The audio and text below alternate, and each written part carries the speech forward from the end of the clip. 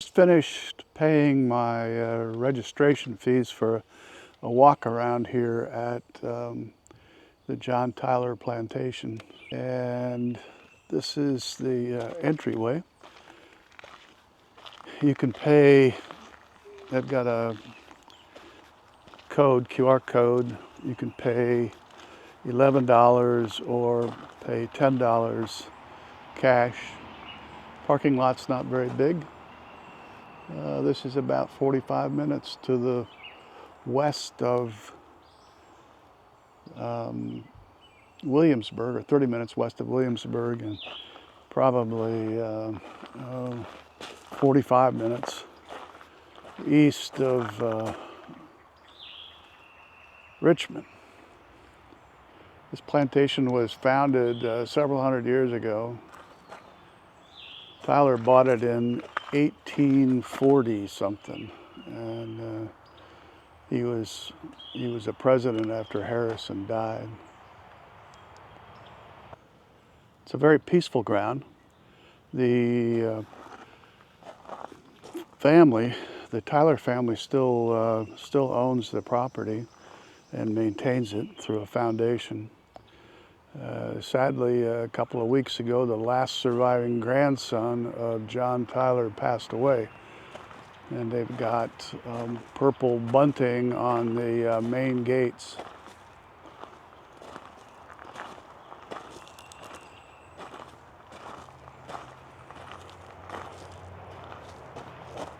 So apparently, the Tyler family's got a thing for taking care of animals. So one of the things that they have is a pet cemetery. In fact, this is a place where President Tyler's horse was buried.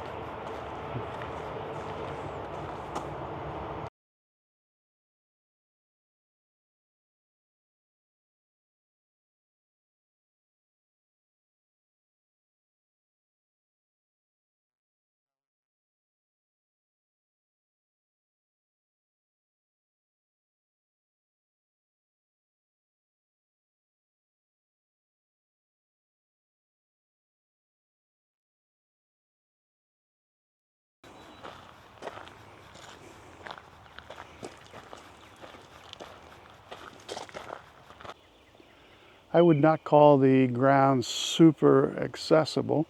I mean, it's all on one level, but all the paths, all the walking paths are gravel.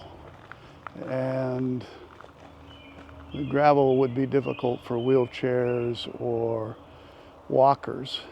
I think you probably do okay other than that, but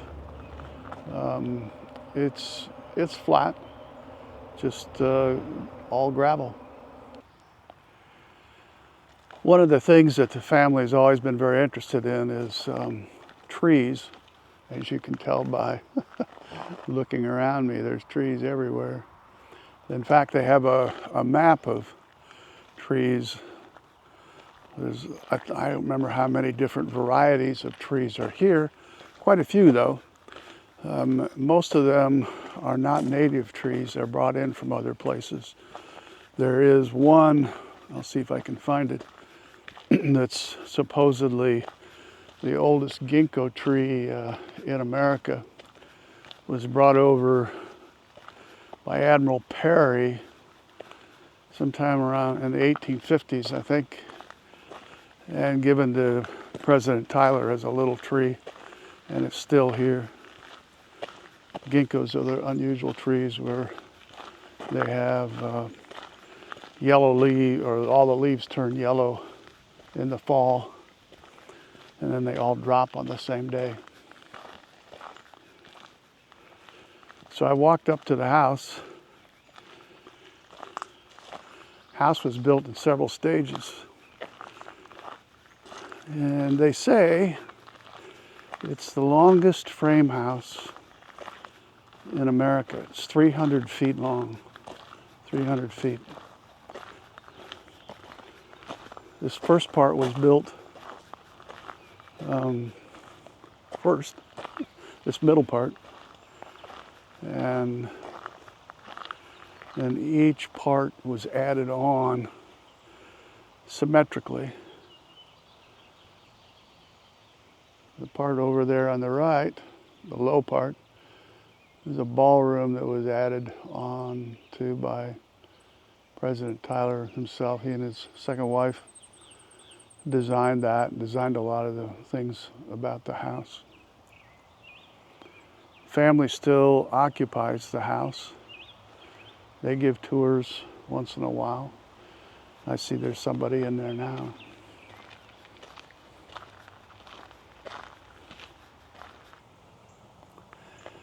Families that owned this house started off as the Ming family, I think, a long time ago.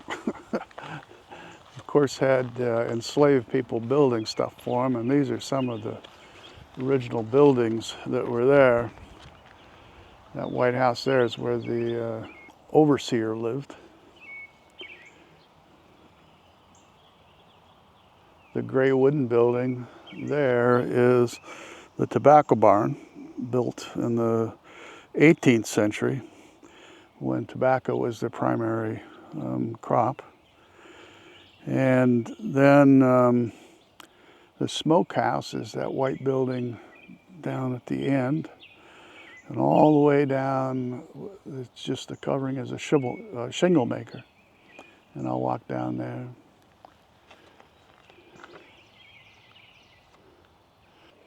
This is the overseer's house. If you're visiting, they also have restrooms. So if you're looking for restrooms, you come over here and walk around the corner over there about 20, 30 yards and you find the restrooms. But here's the overseer's house. It was actually on a different plantation, and J.B. Tyler moved it here to preserve it.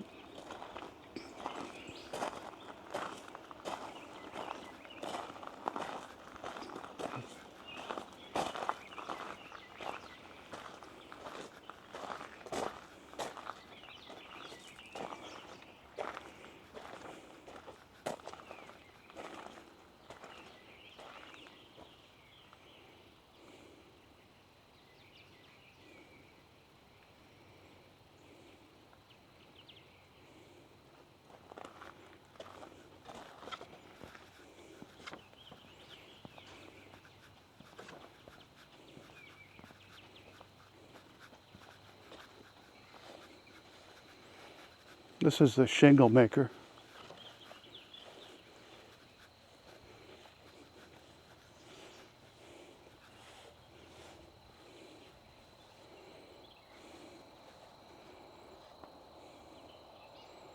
Cut the log, skinny it down, I guess.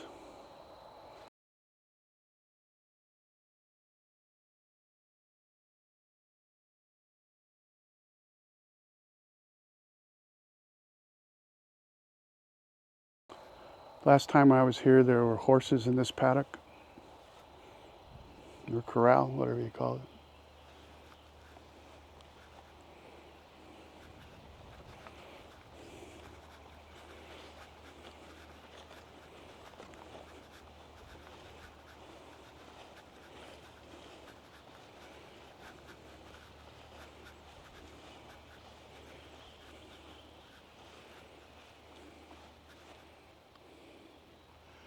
Interesting oyster shells above the smokehouse.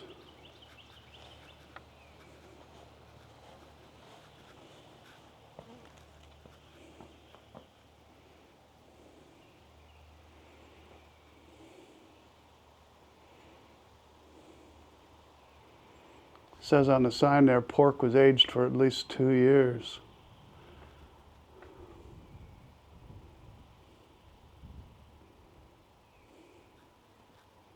The privy,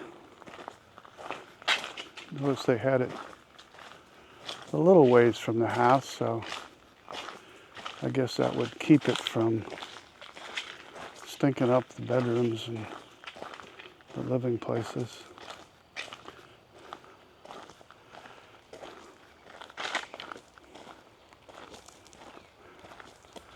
I wonder how many times they had to move it.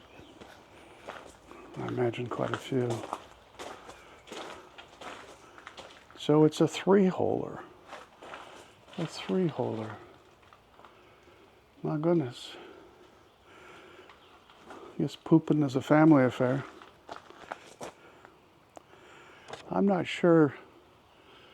It's a ways to the James River from here, a mile or so, I think.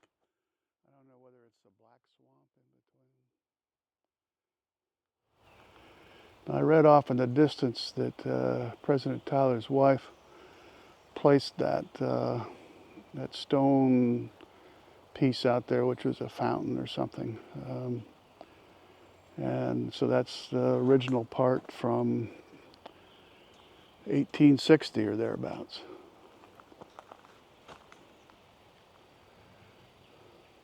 So the pieces in front of me now, there's actually three different segments before you get to the center piece of the house.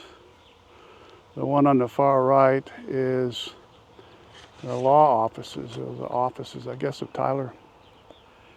The piece in the center, like I said before, is the ballroom that Tyler and his wife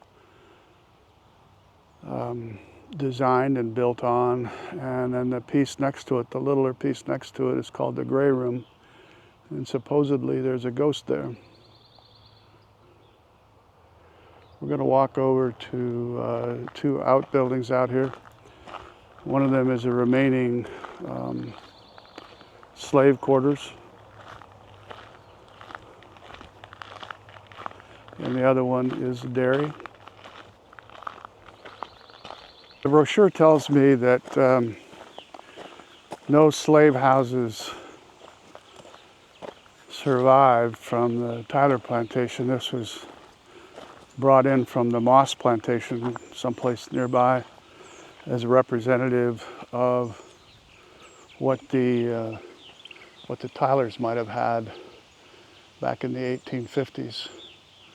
I can't remember how many slaves. I'll have to look it up. And who knows how many people lived in a house that's that small. It looks about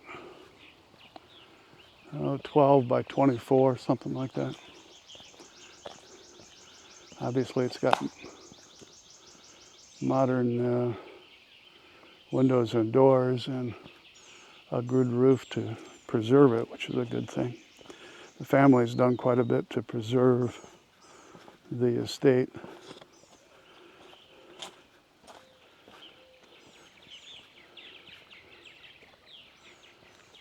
Again, quarters for enslaved people.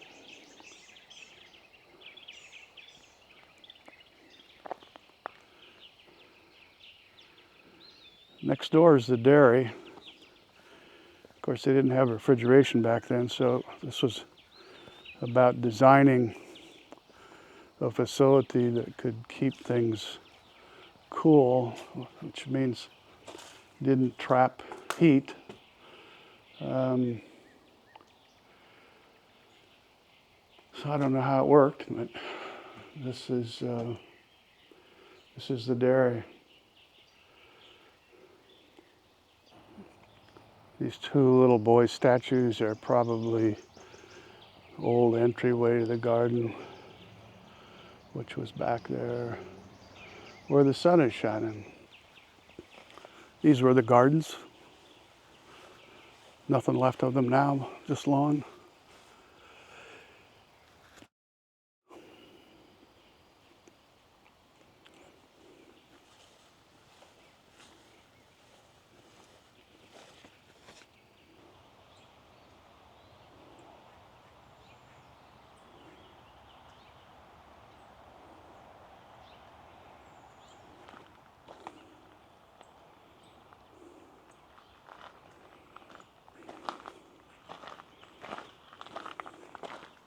It's really a peaceful walk. Place is actually quite extraordinary.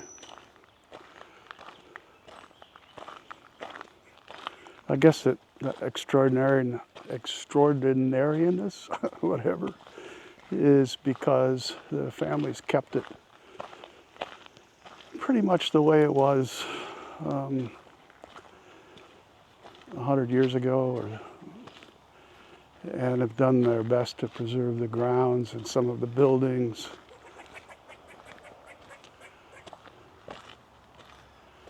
And the look and feel of days gone by.